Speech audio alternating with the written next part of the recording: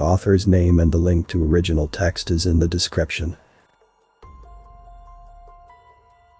I joined the Terran Allied forces out of a desire to serve in the military that had saved my people. Admittedly, they had done that many decades before I was ever born. But my people are a warrior species, and after seeing the Terrans fight for us, we had learned to respect them and considered them honorable allies. To join their military brought honor to my family and to myself. I spent 10 months in my initial training. Terrans seemed to love endurance-based training to my detriment, but eventually I was accepted into the infantry corps. Then I went to drop school. There were other non-Terrans in the infantry. In fact, by the time I joined, humans only made up roughly 40% of the recruits.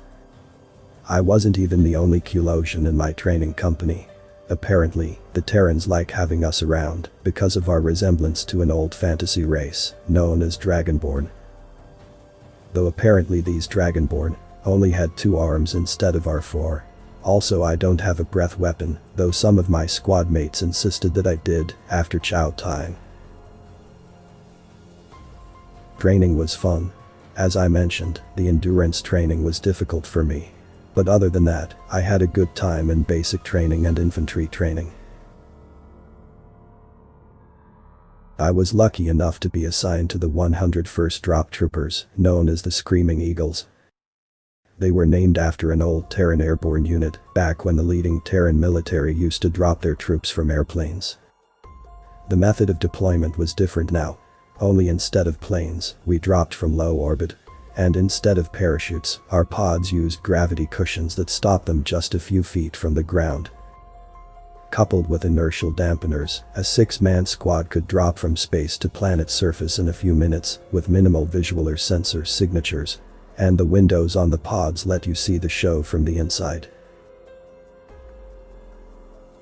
By the goddesses, every drop was the greatest rush of my life. That unit was where I met SSG Merrick. I still make most of my combat decisions based on the things he taught me. I still base my life choices, at least partly, on what I believe he would do in my situation. He was my platoon sergeant, specifically he was a staff sergeant. He was a hard ass, a term Terrans use for someone who doesn't allow a lot of deviation from the rules and regulations. But in my experience he broke more than a few of those rules himself, so long as it made sense to do so. So long as it was justifiable. He was quiet. It always seemed like he saved his words for exactly when they were needed and only said exactly what he meant to say. Like he thought that every word needed to be saved for the sentence it was meant for, if that makes any sense.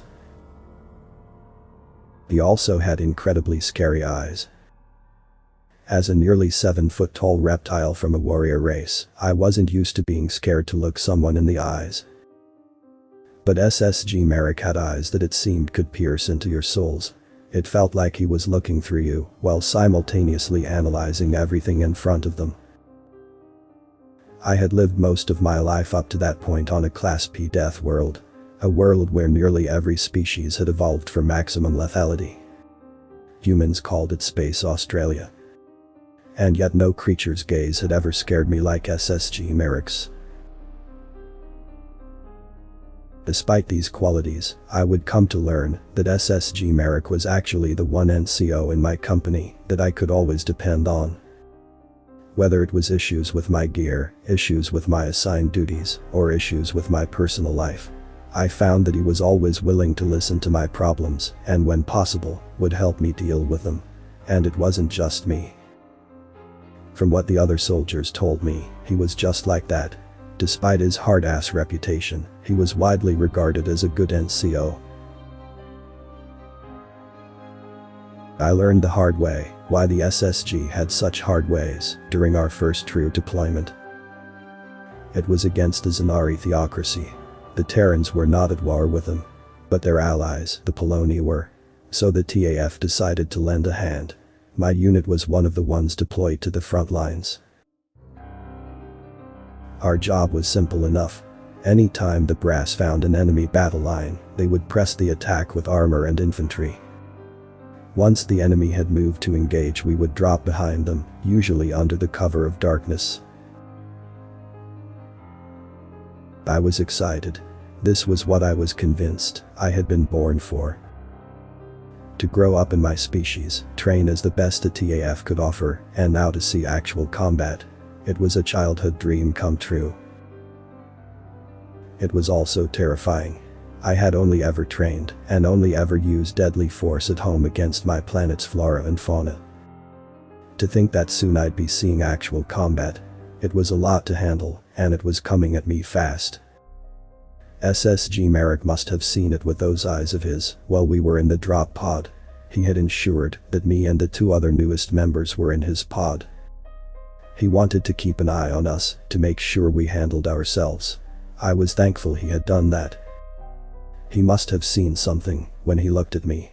He placed a hand on my upper shoulder, and when I looked at him, he actually looked calm for once. "It's gonna be alright, Rawl," he said. "I put you 3 in my pod specifically because I know how scary first drop is." He tapped Ramirez on the helmet and pinched Glarn's left manipulator as he passed. When they looked at him, he continued, "It's gonna be as chaotic as you're probably thinking. That's okay. That's life in the Eagles." He strapped himself into his chair. "Stare right on my ass, remember your training, and we'll get through this. And save the emotional stuff for afterwards. You won't have time for it until then." Then the pod dropped. I hadn't even noticed that it had slid into its firing chamber. The drop pods were literally fired like bullets from a massive belt-fed machine gun. There was a moment of pull before the inertial dampeners caught up to the sudden change of movement. Then we were falling. I could go into detail about what happened in that battle, or the 3 weeks of prolonged on and off combat afterwards. The fact that Ramirez was dead 2 days after landing. The fact that I helped Merrick take an enemy bunker after we had gotten separated from the rest of the unit during an ambush. The feel of enemy artillery shredding the forest around us as we all huddled in our foxholes, hoping that the Instacrete walls held. Seeing Melkek, the only other Kulosian in our platoon, lose her left arms trying to throw a grenade back at the enemy. When we finally boarded the transports back to our ship a month later, I was not the same person I had been at the start. I was tired. I jumped when things startled me. I dove to the ground one day when a machine made a noise that had sounded eerily like Zanari Pla's mortars firing. I didn't sleep. I wasn't alone. Glarn turned a shade of blue that I would later learn indicated severe depression. He had to go stay in the medical bay. I didn't see him again for almost 3 months. Most of the unit was in a similar way. The deployment had taken a toll greater than simple injuries and deaths. It had left wounds on our souls. My dreams of glory and honor felt foolish now. The older soldiers like Merrick were different. Sure, they too had attitude shifts.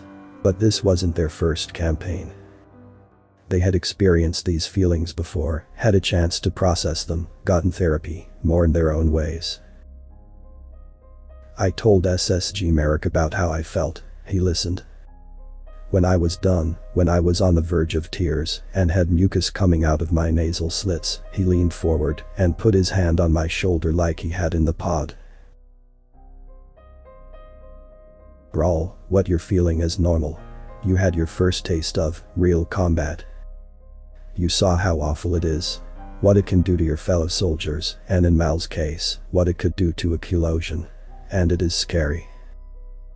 He sat back up and looked at me. His eyes weren't harsh right now. They looked sad. "You know, I've been on 10 different drop deployments. They used to be a lot longer. The TAF only shortened them to a 3-month maximum about 8 years ago. Before that they could be up to 9. But some genius psychologist realized that they were burning us out. He called it the scarification of our service members' souls." I remember hearing that phrase and knowing that even though he had used some fancy-ass words, he had nailed it. The TAF changed the standards a little while after. Guess a lot of us troopers agreed with it. How have you survived all this? 10 deployments, some of them longer than what they are now. I couldn't even think of how horrible a 9-month deployment would be. I've only done 1 month of combat, and I feel as though I could go the rest of my life without any more. He smiled a little. Yeah, you probably could. I know I could. How do you handle it? I talk to a therapist. Message her at least once a month. Though it's been almost daily since we got back aboard the ship. He pulled out his data pad. I'm gonna give you her info. She's not a Kulosian like you, but she might be able to help. Sergeant, how come you humans aren't as affected by this as us non-humans? We are, but we figured out PTSD a long time ago. It's as unavoidable as war itself is, and sometimes it is just as unstoppable. But we have gotten better at treating it, he replied. Go get some rest, Raul. Message that doc first thing in the morning. I will write her right now to let her know what your situation is. You did the right thing coming to talk to me. He led me out his door. Thank you, Sergeant. I will. It took a while to begin feeling better again. I spoke to the doctor that Merrick put me in touch with. I still do from time to time. I never truly went back to feeling like the me that had yet to board that drop pod. But eventually, I learned to handle the stresses of combat, both during and after it had finished. SSG Merrick died before he was able to retire. I fought alongside him in 3 more deployments before it happened. He had been trying to recover a soldier that had been shot in the leg when an explosion vaporized them both. The whole unit ignored his advice about saving the emotions for later and charged the enemy, fury in our hearts for the loss of our leader. He would have kicked our asses for being dumb, but we won. I stayed with the 101st for another 7 years until a bad accident with one of the drop pods caused me to lose a leg. I used to think the Terrans were a warrior society like mine.